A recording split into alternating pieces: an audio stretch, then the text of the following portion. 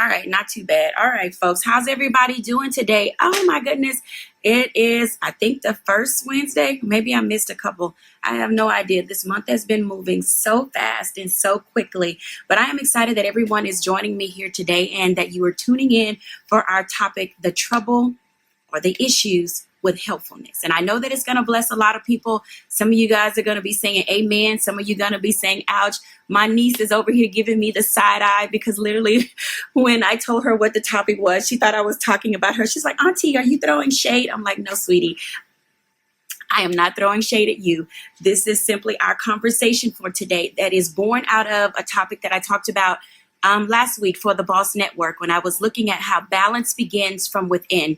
And so in our dialogue and conversation about how balance begins from within, and if you guys want to see that blog or that transcript, it is available at the Boss Network on our influencers page, and then also at the Boss Network on our Facebook page, and definitely at the Boss Network on Facebook and on the World Wide Web. But out of that process, there were some things that I asked everybody to start to discover, and it was having an awareness. And I want to backtrack just a little bit for those of you who are joining today for the first time. This is your girl, Dr. Jacquie. This is not Roland Martin. I am Mrs. Roland Martin. And for about a year and a half now, Roland has asked me to come on and do my Bible study, my leadership teaching, my training and development. However, I feel led that morning to inspire, encourage, and motivate. And so this morning, I woke up with this thought about helpfulness. And as an entrepreneur, I've been home now for maybe the last 8 years, being a full solopreneur, working for myself, by myself, on my own, and engaging other people as I go along. And as that process has grown, there's some things that come about in business and in life, on your job, in your home, and with your family that we really need to talk about today. And that is helpfulness. And let me tell you guys, it is hard to accept help when you don't know the kind of help you need. But I'm going to come back to that on the back end because there's so many other issues and troubles and problems with helpfulness that we're just going to dive right in. And like I said, if you cannot say amen, you might say ouch, but you also may start getting a list of people who have really tried to be helpful to you. And in the end, it turned out to be just more work for you. And so as a business owner, there's some things I'd like to share and clarify today. So I have my trusty notes and I'm going to actually use them because normally I don't have to, but I want to make sure that I stay on task and on topic for today because let me breathe for a moment. I'm going to ask some of y'all to take a deep breath and exhale because I'm going to take you on a roller coaster ride today. So again, this is your girl today with Dr. Jacquie, and we're going to be talking about the issue of helpfulness. And when I think about helpfulness, there are 4 things that come to mind. And they're very simple categories that you're going to get your notes, your pen, your pad, and I want you to write them down because it is going to be important that you are able to look back after this conversation and make some determinations about the kind of helpfulness that you allow in your space. So if you're taking notes today, first thing I want you to do is write down how long you've been self-employed, how long you've been on your job, how long you've been on your side hustle, how long have you been trying to get people to do things that they just can't seem to wrap their minds around that they need to be doing in order to make your life easier. And as you write those things down, it's going to become clear and apparent how to move yourself forward when you have a coexisting situation in your life. And what I mean by coexisting is you work in an office space where you may have a cubicle mate, you may have an office mate or a suite mate, you may live on campus in your dorm and you have dorm mates and roommates and floor mates and all kinds of mates in your life. And so as you think about, where you are in this season in your life, what is it that you really need as it relates to the issue of helpfulness?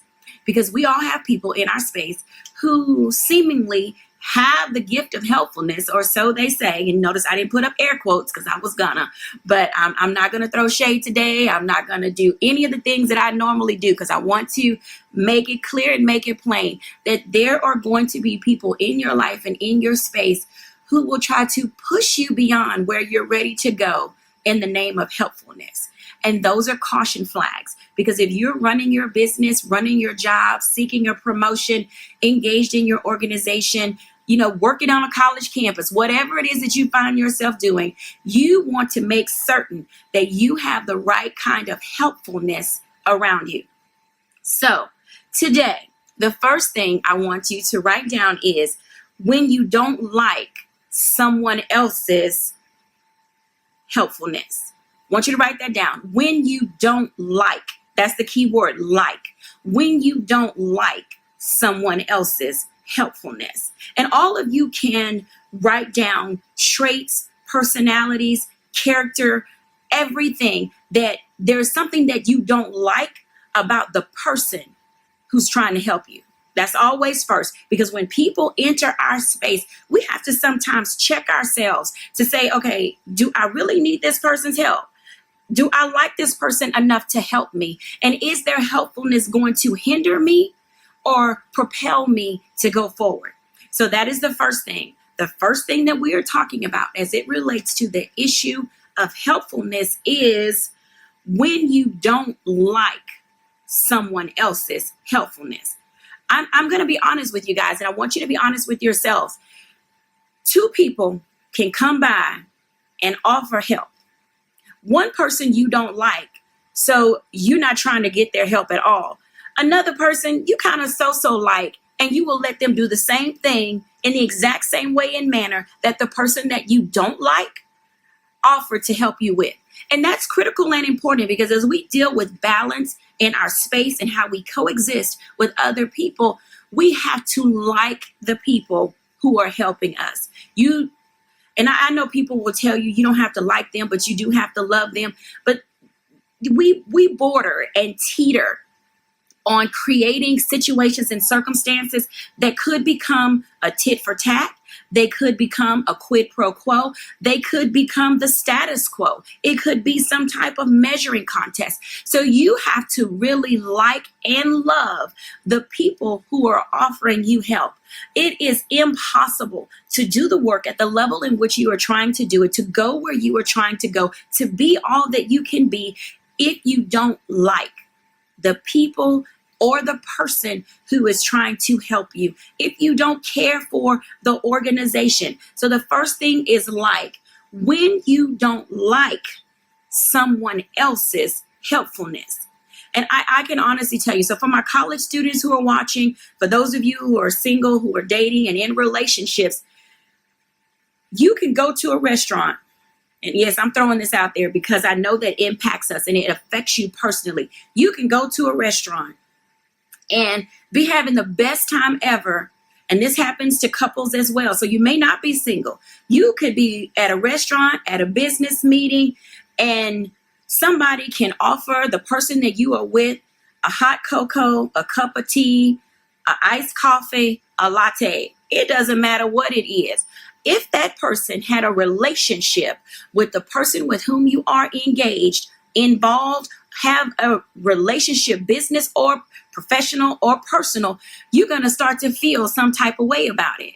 Now, Susie Q from around the corner, who has no idea, no inkling of any kind about you and the person that you are with, can come by and be half naked and ask to give you something, and you'll be perfectly fine with it. And I'm being honest, because when there is a past relationship, there is a preconceived idea. And whereas that may sound trite, some of us, you and I, are still holding on to things from our past. So when you don't like someone else's helpfulness, it can hinder you from getting out of your head space and being able to move yourself forward in the direction and capacity in which you were meant to move.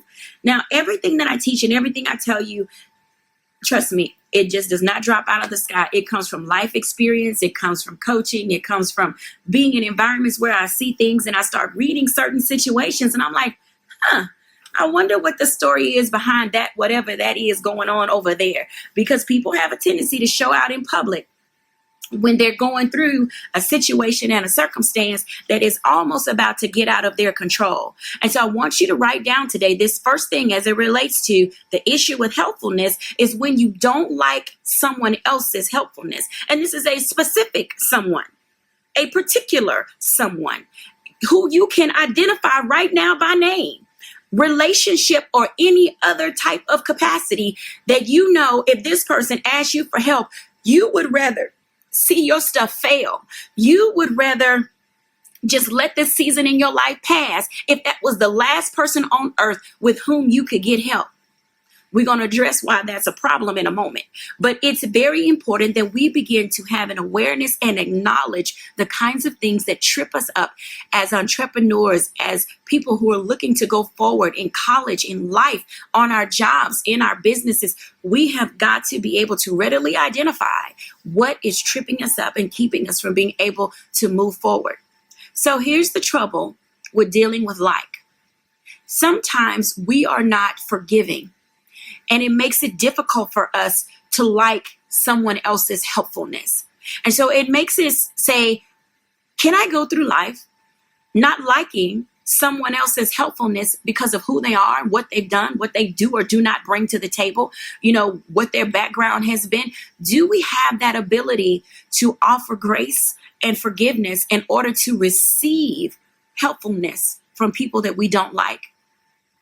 These are critical issues. And you may be saying, you know what, Jacquie, I can't do it. I'm not in that space. I'm not in that season. And some other people who are watching us live today, they may be there. And if you are in that space and you have a testimony or way that you have gotten over not taking help from someone you don't like, please type it in, share with everyone, because this is where we grow together. This is where iron sharpens iron. This is our time in this hour that we have together to say, you know what, I've been there. Let me tell you how I got over it or came through it or addressed it. And that's important because I don't have all the answers. I've not been in your situation specifically, but what I have been able to do is say for myself that I can identify that there have been times where I'm like, no, I can't do it. And I know that may sound crazy, but it's just the reality of different seasons in life that we have been in, or how passionate we are about things that we have going on. And we can say to ourselves, I'm not there yet. That's not my season to offer grace. It's not my season to offer forgiveness. I just don't like this person in my environment, and I can't function if they are there. And if that's you, I applaud you for being honest, but also being truthful and transparent that you need to be vulnerable enough to have a conversation with yourself about it. Then when necessary, have a conversation with that other person, or just go ahead and say, you know what I have to say, and identify that there's just going to be people in life who are reminiscent of someone. Sometimes it's not that person. It may be residue from a person from your past, and another person may rub you the wrong way like that person did. And you can't just put your finger on it right at this moment. But there's something about this individual or people or organization that reminds you of something else. And so this is where you begin to say to self, you know what? I'm going to be the big girl. I'm going to be the big boy, and I'm going to deal with it and address it head on. So that's the first thing. The first thing is, when you don't like someone else's helpfulness, and making yourself aware that there is something going on with you internally or externally that you need to address in order to move you forward. That's number one. Number two is when you don't need someone else's helpfulness. Do you hear that? The second word is need. When you don't need someone else's helpfulness. And the reason why need is important is because each of us, as we grow, we have to take an accounting of what we know, what we are confident in, what we are competent in, and what we have the ability to do in order to say, you know what, I don't need any help right now. And this is why I'm clarifying it. You're saying, sure, I may need help later, but I don't need help right now. And the reason I'm asking you to preface and phase it that way is because when we are in our thought processes, when we are in that mode of putting together what it is that we're going to do, how we're going to say what we're going to say, someone can ask you for help, and I'm going to have to do it. Like, I don't need no help. And that's exactly how we say it. And it has a little bite to it. It has a little attitude. It has a little stank on it. It has all of those elements of, I really don't need you. And that's not what you're saying. You're not saying that I don't need you in general. What you're saying is I don't need you right now. And you need to be clear about that. I don't need you right now. I'm working through some things. But if you're available in the next 10 minutes, the next hour, or the rest of the day, I may have something for you. And it's really important that we are able to identify the kinds of needs that we may have when we're working on laying out the flow of how our day will go, when we're working on laying out the processes and plan for an event. Because as you write those things down, and this is me telling you to get that stuff out of your head, you have to write it down so that when someone does ask you, can they help you? You can say, you know what? I was just writing down my needs assessment. Needs assessment. Yes, your needs assessment, because we cannot go where we're trying to all by ourselves. There are going to be people who are going to come by who have a desire to help. And I think that it's our responsibility at times to help people who want to help. Because let me give you this testimony for a moment as it relates to need. There was a season maybe 15, 20 years ago when I realized that I was doing everything by myself on my own. And I wasn't necessarily complaining about doing it, but every time someone would come and ask me, could they help me? I was thinking, no, I don't need any help right now. No, I'm good. I got it all. And what I realized was I was stopping other people from being a blessing to me, while at the same time, I was keeping that other person from receiving a blessing. Let me say that again. When you are doing it by yourself solo and you don't identify and recognize how people can help you, you are literally stopping yourself from receiving a blessing while at the same time keeping someone else from getting a blessing.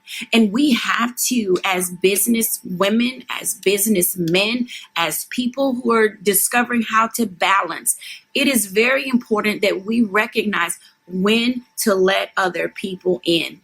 I know it's your baby, it's your project. You've been doing it all by yourself for a very long time. But when you look at what your needs really are and you write them down, you're able to identify when the right person comes along. You know what? I've been watching you for a while and I see your gifts and your talents, and I saw how you handled this situation in this meeting, or I observed you at a fair, and I saw how you spoke to your kids and how you handled PTA, or how you stood up an organization meeting. Whatever it is that you've observed, you want to be able to qualify that person as being the right individual who can step in at the point of your need and give you the tools, the time, the resources, the effort and efficiency that's needed to get done what needs to be done. And this is why it's very important that you begin to recognize when we say things or have a feeling of we don't need someone else's helpfulness. When we don't need someone else's helpfulness, it honestly is saying that you got everything. And if you have everything, then you have to ask yourself, why are you weary? Why are you worn? Why are you tired? Why are you pulling your hair out? Why are you running around like a chicken with your head cut off? Why aren't your balance is being paid on time? Why aren't you getting to your meetings in a timely manner? Why aren't you prepared for everything that you're supposed to be doing in life? At some point, everybody has a need for someone else to step in. And let me tell you, one of the biggest things that gets in the way of individuals being able to accept help when help is actually needed is pride and unpreparedness. I want y'all to write that down. Pride and unpreparedness. You're branding yourself. You're marketing yourself. You're doing such a great job on your own. You know, there are people out there who really did or do still believe that they did, or can pull themselves up by their own bootstraps. But at the end of the day, somebody had to make those bootstraps for you to pull up. So you really didn't do it all by yourself. And so we have to be honest enough to say that, is my pride in the way of being able to allow someone in to help me at the point of my need? Is my pride keeping me from being able to say, I really do need help? Is my pride, taking too much time away from what other people could be doing to help me advance what it is I need to be doing? Oh my God, that is so important. Is my pride getting in the way of someone else helping me with what I need to be doing so that I can focus my attention, my direction, my business plan, my meeting time, my, everything that I want to be cannot happen just by me alone sitting at the table. So now you've got to decide who else needs to be invited to your table. And let me tell you guys, once you get pride out of the way, it helps you deal with unpreparedness. And sometimes we're embarrassed and we don't accept help from other people when we need it because we're not ready for them. In my book, Fulfill the Art of Balanced Living, I talk about the law of readiness.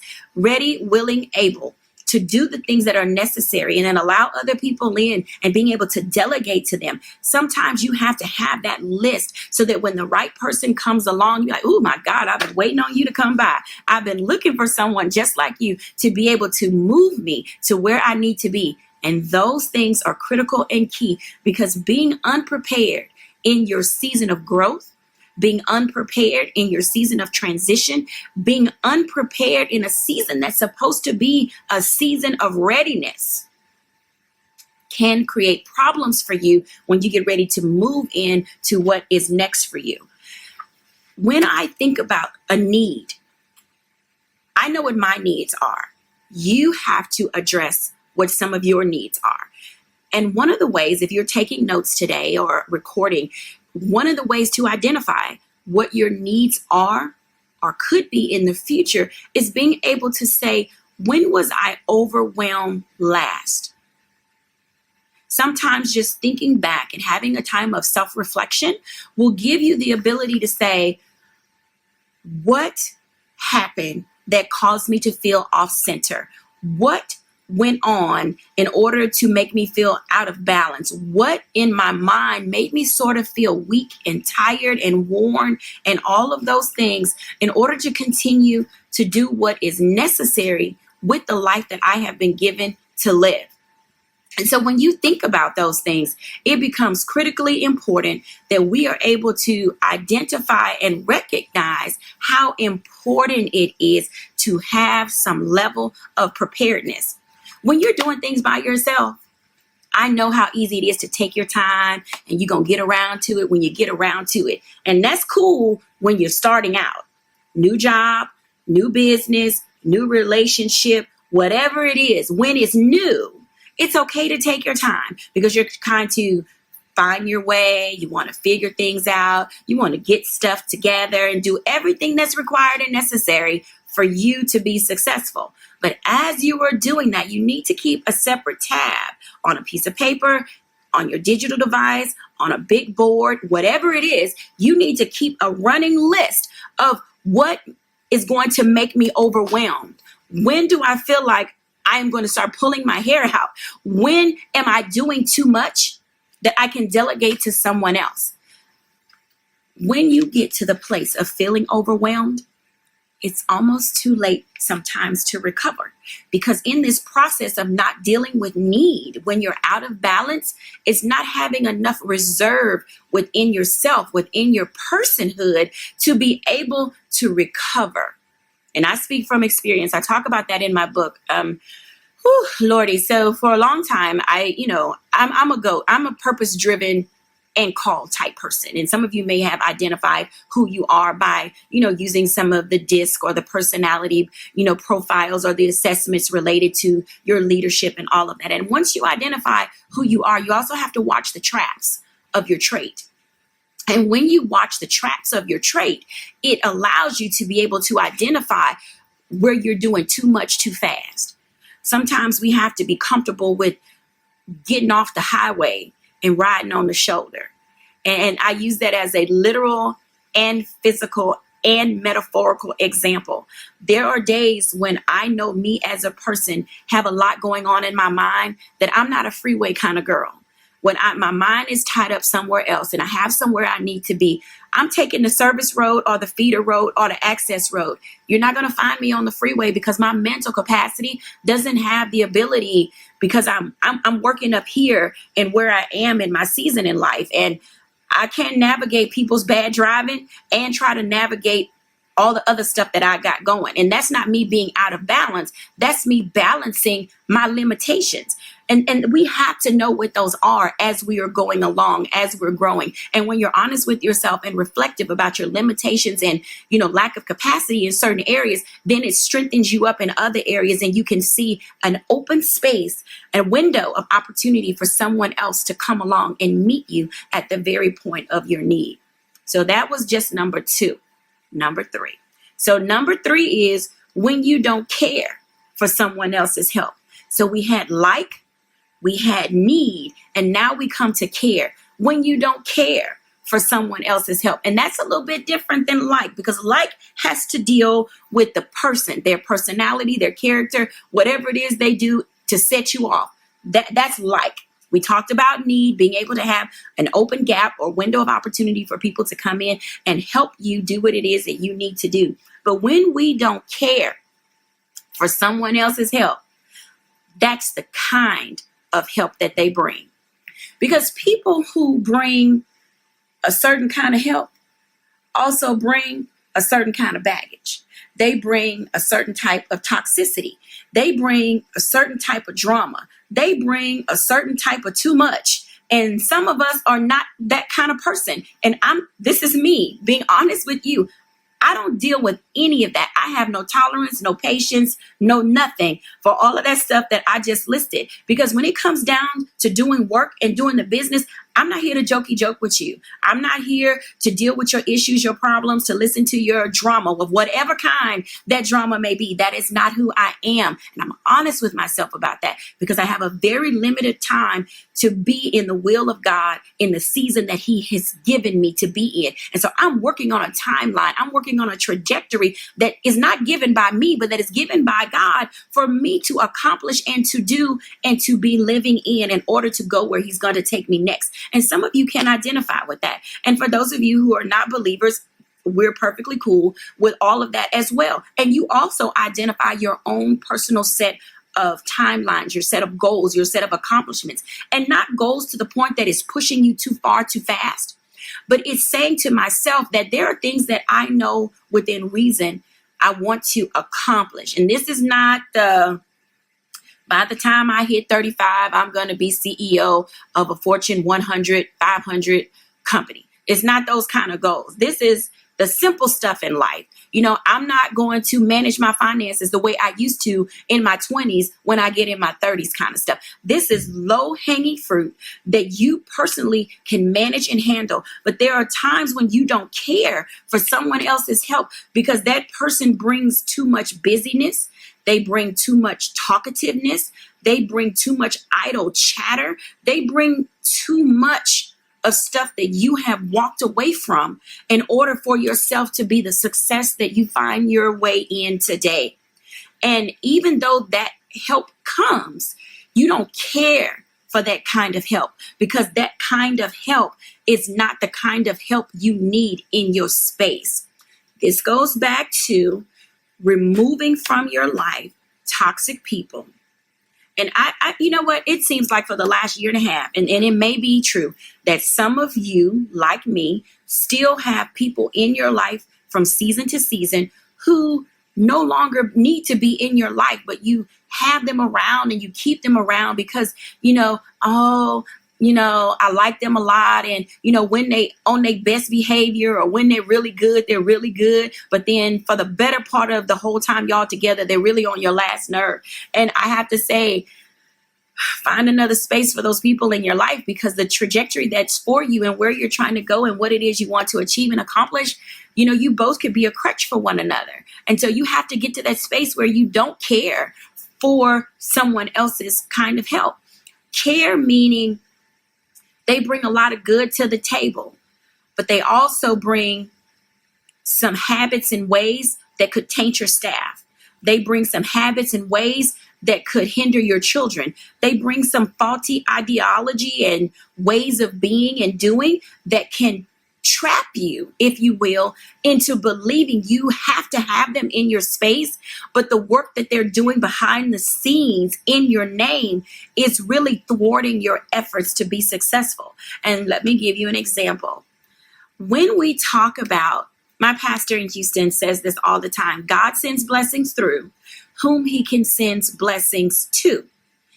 I want you to think about the people that are in your life, in your space, who are working with you, who, your ride or die, whatever they may be. They may just be a social casual acquaintance, but they've got value and you appreciate the value add that they have. But with that, are the blessings meant for you being blocked because you have people in your crew, people at your table, people in your chain of command who kind of slack off a little bit, or they play too much, or they say the wrong things in the wrong way to your clients and your customers. Sometimes they're just over the top enthusiastic and bubbly, and it doesn't require all of that. So they don't necessarily have the right amount of appropriateness for what it is you're doing. And some of you know exactly what I'm talking about. You may be having a business meeting with a new client or something that it is you're trying to do. You may want to be the first person to lead the item on the agenda that day, and you invite your assistant. Okay, so you bring your assistant in the room, and your assistant, she's an assistant. She's not your executive assistant. She's not your administrative assistant. She's just your assistant. And this is me qualifying categories of people and what it is they bring to the table. Because some of you have assistants who are ready to be administrative and who are ready to be executive. But then some of you have assistants who are just assistants. And you have to know who to bring into the room that is a representation of who you are, a representation of why you're in the room in the first place. Everybody that gets invited to the table should necessarily have a seat at the table when they get in the room. It's necessary that we are able to see that when we don't care for someone else's help, the kind of help that they bring and how they bring it can actually keep you from getting to where you're trying to go to. It is super important that we are able to say why we don't care for someone else's help. Why you don't care for their help may be this long list of categories, this long list of words that you've identified that when I go and talk to so-and-so, I don't need all these people in the room. When I'm having a conference call, I need you to listen, but I don't need you to say anything. When we are walking through a conference or a convention center, we're going to all roll together. But when I talk to certain people or we're having meetings and the private conversation gets intimate, I need you to back off a little bit and not interject anything because it's not your time to talk. And this goes back to training and why we don't care for someone else's help, because we have not allowed our folks to grow with us and learn levels of appropriateness of when it's time to say things. Those types of situations come in handy when you prep your people, when you're all going to a conference or a convention or a meeting together, and you're going to say, I'm going to engage this person in a certain level of conversation, and I need y'all to just kind of hang back, but not too far back. And I want you to visualize this. We're stepping up. I see so-and-so. Hey, so-and-so is there. I'm going to go up. I'm going to shake their hand. I'm going to start a conversation. I don't need y'all to be too far back because remember, we're a company. But I don't need you to be all in the space because we're not all at this person's level.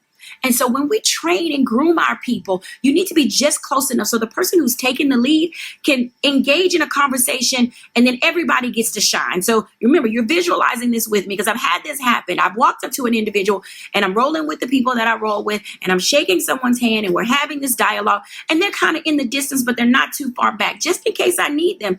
And I'm like, hey, so-and-so, we're working on this project and I'm looking, to move my books to a different platform. I really like to get into your organization because I believe what I write about, really can bless some people from adults down to the children. And then I may say, hey, so-and-so, come over for a moment. So that way you can tell them how we can market and brand within their platform. So this is how you train and groom your people to be ready. What you don't need is to be in the middle of a pitch, in the middle of a dialogue or conversation, and somebody from your team just kind of runs up randomly and say, oh, I really like the kind of work that you do. Now you're in the middle of a pitch. That person just took you out of your element. Number one is being the boss. And number two, taking them off topic where you're priming them to get ready. So this is why I say there are times when you don't care for someone else's help. You don't care for that help because that person doesn't know when their moment is to shine. And as leaders, it's our responsibility to teach people when it's their time to shine, but make sure that they're ready. So when you call them to the forefront or when they see an opportunity, they know how to step up to the plate. Reverse that situation for a moment. You may have been trying to get in touch with somebody and somebody on your crew sees somebody in the distance. Be like, hey, I see so-and-so. Can I run up there and holler at them? And then we're going to kind of slowly walk towards you while you slowly walk toward us. This is how teamwork works. This is how small companies thrive. This is how we shine together. But we cannot do it if we don't care for certain people's help because their helpfulness is a hindrance. And so we have to be able to identify and be able to say how it is we need others to engage, not only on our behalf when they are out of our presence, but how they can engage when we are in our presence. And I know I'm probably throwing a lot of information, but I only have 4 topics or 4 talking points in this topic as it relates to the issue of helpfulness. And what it does is it allows us to be ready and prepared when moments come and we can actually seize upon those opportunities. But it reminds me of how important it is and the value that other people can add to our lives when we sit down and take the time to recognize and identify that there is a need that has to be met. And in the way that helpfulness can happen is by us, number one, being able to identify why we don't like someone else's help, why we don't need someone else's help, and then also why we don't care for someone else's help. And that care comes in many forms. The first part that I mentioned is we don't care for someone else's help sometimes because that individual is rough around the edges.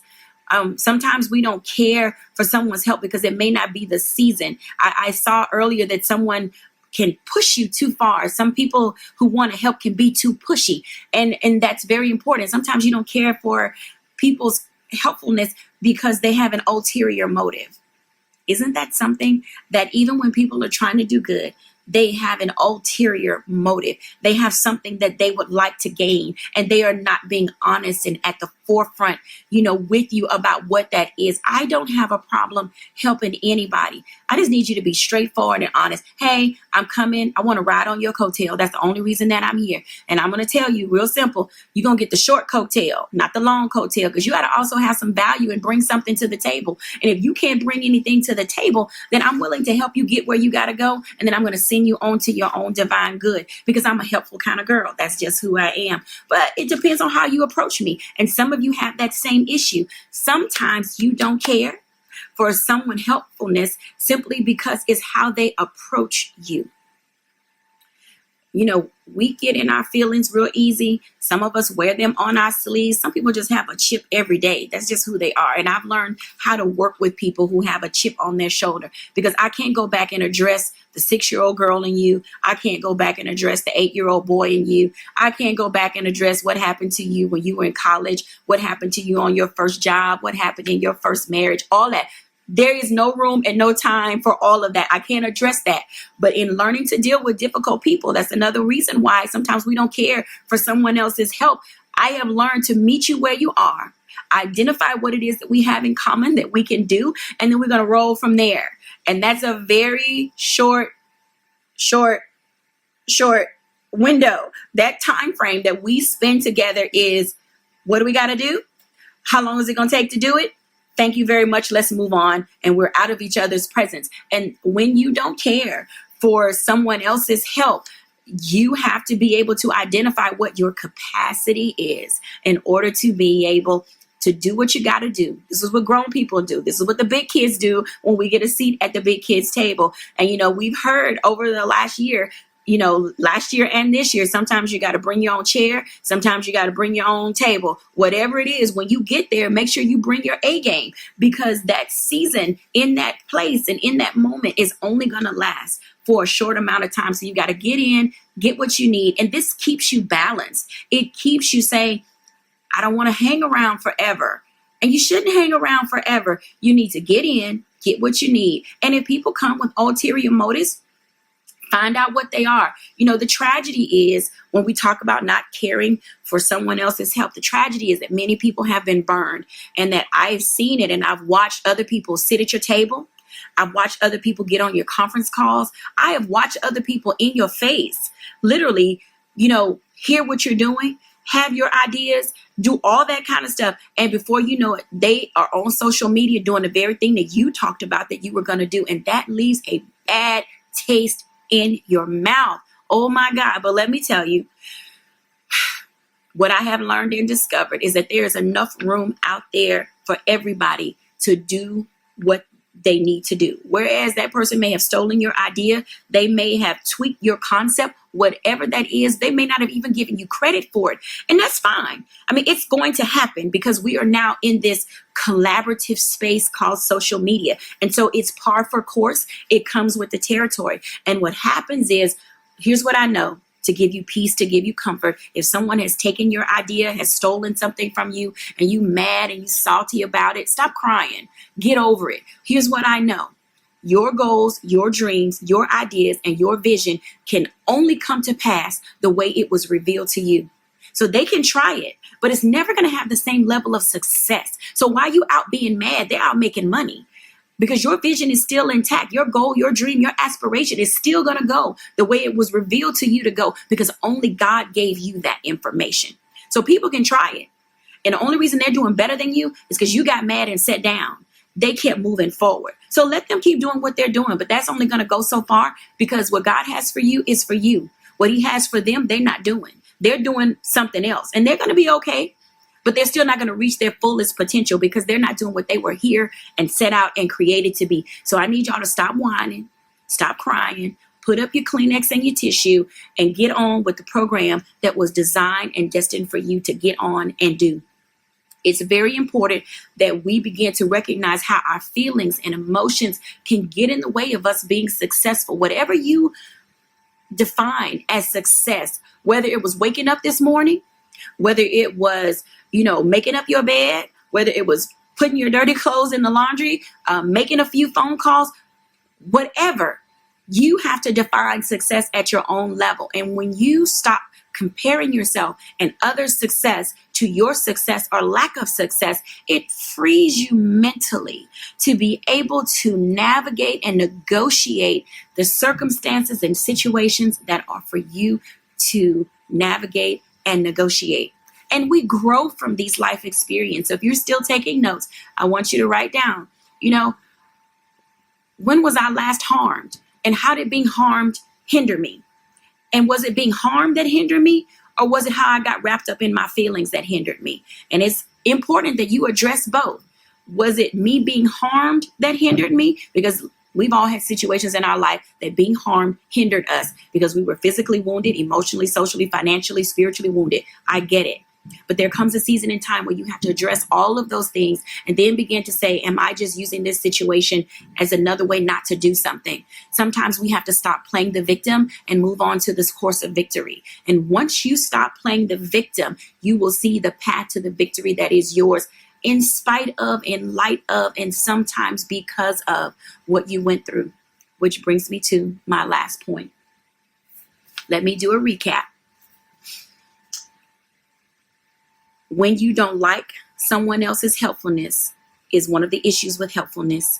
When you don't need someone else's helpfulness is the second issue with helpfulness. When you don't care for someone else's helpfulness, that is the third issue with helpfulness. And then fourth, which is probably not finally, because I'm sure some of you others will have some that you could type in right now about some other things that you've identified. But these are the top four that I've identified related to helpfulness that keep me out of balance. The fourth thing is when you don't want someone else's helpfulness. And I thought about talking about that first, but I thought I would say want for last because it's the thing that's keeping you right now from being able to go forward. When you don't want someone else's helpfulness, you have to begin to address and identify why you don't want someone else's helpfulness. Is it that you're trying to hide something? Is it that your confidence level about what it is that you are doing is not where it needs to be and you're afraid of being scrutinized? Is it fear that keeps you from wanting helpfulness? There are a list of things, and as you are typing, put them in there. Bless somebody else today and say, Why don't I want? That's the question. Why don't I want someone else's helpfulness? And all of the words that you're going to list today are going to be the very thing that I am praying that you begin to work on, that I will be interceding on your behalf, so that way you can see that it's not as bad as you think. I know, let me go with the first one. This was my first. My very first, why I don't want someone helpfulness is because it's too much of a bother. Isn't that something? My first, and sometimes it still remains my very first on the list of why I don't want someone else's helpfulness is because it's too much of a bother. And let me tell you what that means. When it's too much of a bother, it means that I have to, you have to, we all have to stop what we're doing, carve out some time to bring someone up to speed as to where you've been, where you are, what you want to do, where you're trying to go, how you believe you can get there. You see what I mean? It's bothersome. It's too much of a bother to engage other people, which is why it's important that you involve other people in the beginning. Have a group of people who you can bounce ideas off of in the early stages, because it's very easy to start a business, start a project, have an idea or concept, and stay in a silo, an SILO, which means you're in it by yourself. You're thinking alone. You don't get outside thought. And those things are very important. And I caution you on that as it relates to being too much of a bother, is because sometimes you can have too many people, and groupthink, yes, I'm using air quotes this time, groupthink can become a problem. Groupthink says, I need to get everybody else's opinion before I trust my gut, before I trust my instinct, before I trust my academia, before I trust my past experience, before I trust everything that I did that failed until I got to this moment. Groupthink can be a problem, which is why I say including other people can be bothersome. That's mine. That's my first one. And it's probably the one that I don't say that I wrestle with it, but it literally is the one that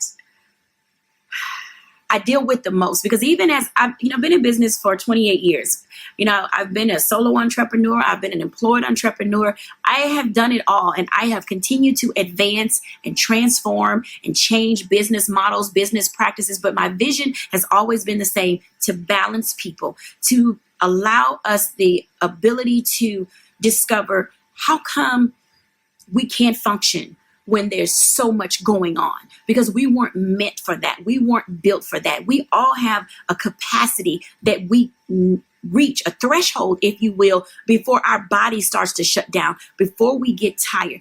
There's an article and a study out there now about 98% of single moms raising kids who work.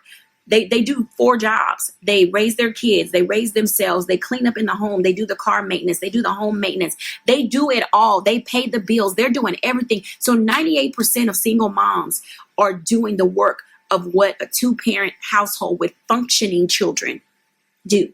Now, mind you, if you are an individual with a sick spouse, who have a sick child, who are, in a season like I was, who was taking care of ailing parents, our workload increases. And so it's important that where we think that things are bothersome as it relates to our individual goals, there's still a whole nother life outside of this moment in time. For you who took the hour to stop in the middle of your day to listen to this now, and who will listen to it later, it doesn't change the fact that there's still a ton of things when I'm done talking that we all still have to go out and do. So it's important that we carve out space to allow other people in the right season, in the right time, to be able to do what is required and worthy of helping us get things done.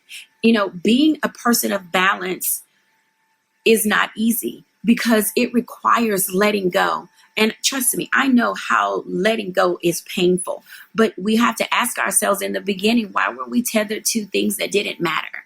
Because if we haven't seen it, haven't used it, haven't thought about it, then it becomes a problem. Starting, it's a one day.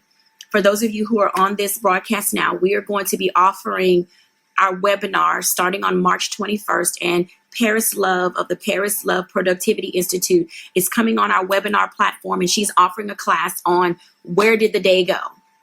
And a part of balance. Now, Paris has blessed me because I can tell you, all of us know how fast time can get away from us. And before we look up, our kids are grown. They're leaving preschool and we're crying, at kindergarten graduation. They're graduating from 8th grade, getting ready to go to high school. Some of you are tearing up right now because your baby about to graduate from college or high school. Let me tell you, it's a lot. And when we think about all that we take on and all that we do, the thriving, the striving, the providing, all of those things require one individual, and that individual is you, to be on point, on purpose at all times. But you cannot do it if you are not in balance, if you can't think straight, if you can't hear God speaking, if you can't listen to other people who are offering wise counsel, if you can't even sometimes just look around and see the chaos that is going on around you. There is a problem. And so this is why the issue with helpfulness becomes important, because we have to identify how to let other people in while at the same time releasing ourselves from things. And that's the last thing I want to talk about in the 5 minutes that I have left. A couple of things that relate to that is, you have to be able to say that you have this ability to be aware of what's keeping you from being balanced. And I usually, it always comes back to other people that are in our homes, people that are on our jobs, people who say no to you all the time, but you won't say no to other people who dump on you rather than delegate to you. And by small example, you're going to be coming to the end of your day very soon. And there's somebody inadvertently who's going to bring something to put on your desk that they need before close of business. And I'm like, look, it's 4:30. If you needed it tomorrow or before close of business, you should have brought it to me at 9:30 so I could have worked it in. But some of you are so nice and so kind and so afraid of losing your jobs that you allow people to walk over you. I need you to step up and own your space, own your time, own all of this so that you can free yourself up from people who are going to leave work and go enjoy the sunshine or go on vacation or do whatever it is they're going to do while they leave you with some project that they have thought out and wasn't going to do in the first place, but they knew that you were going to step in and do it because that's just who you are. And it's nice that you are that person and you lend your expertise, but at the same time, stop being someone else's doormat. Stop letting people walk all over you. Stop being a yes man or a yes woman and free yourself up to balance your life. This is me challenging you to take ownership of who you are as a person. And when you take ownership of who you are as a person, I will tell you truthfully, you will watch people literally stop taking advantage of who you are, your goodness, your grace, your kindness, your forgiveness, all of those things. And so, be okay with doing less. Be okay with finding ways to help other people help you do more, because when you free yourself up from those things that are in your way, it allows you to think with clarity, to see things for what they are that you may have been missing, to keep you. One of my favorite phrases is this: when people can no longer benefit from your blindness, they will stop coming at you with foolishness. When people can no longer benefit from your blindness, they will stop coming at you with foolishness. And you will see it day after day. And it's going to almost surprise you who those people are, because you may not see it now, but it's there and it's working against your good. And so I would like, if you would, until we meet again, to be able to say that I've made some strides in the last few moments. I'm going to make strides the rest of this day. I'm going to put some things in place in my home, on my job, in my relationships, in my business plan, in my professional capacity. I'm going to be different so I can do different. And when I do different, I can live different. Those things are very important. I'm not saying you need to switch it all up at once, because that will also drive you crazy. You need to take your time, do some awareness, some self-assessment, some personal reality checks, and then allow yourself to just write it down, let it settle, and then as you're prompted, just walk it out little by little, step after step. And this is when you'll be able to see that you don't necessarily have an issue with helpfulness. You had an issue with the need, the like, the care, and the want. And now you're able to readily identify the kind of help you need, the kind of help you like, the kind of help you care for, and the kind of help you want. All of these things help you as an entrepreneur, as a person in a relationship, as a professional, as a business owner, as a student, as a parent, as a wife, as a father, a mother, a grandmother, in whatever capacity in which you find yourself. We all need a little help. This has been your girl, Dr. Jacquie. I am super excited to have been able to share and impart some things today. Thank you, everybody, for joining me. This will be available as soon as I click finished, and I hope that you will share it and pass it on. Typically, if I'm not on travel, I am every Wednesday, 12 Central, 1 p.m. Eastern, with Today with Dr. Jacquie. And for those of you in the Dallas-Fort Worth area, I am going to be teaching live from the 16th through the 24th in Dallas at a Purple Notion from 1 to 3. So if you guys are in the DMV, anywhere in that area, and you want to come to one of our sessions, it's on Eventbrite. Stop in, drop by, register. I have a lot to talk about when we go live. So I'm looking forward to doing our live sessions there in Dallas face to face, and then we'll try to figure out how we can do Facebook Live in those sessions as well. Thank you, everybody. Have a great week. God bless. I love you.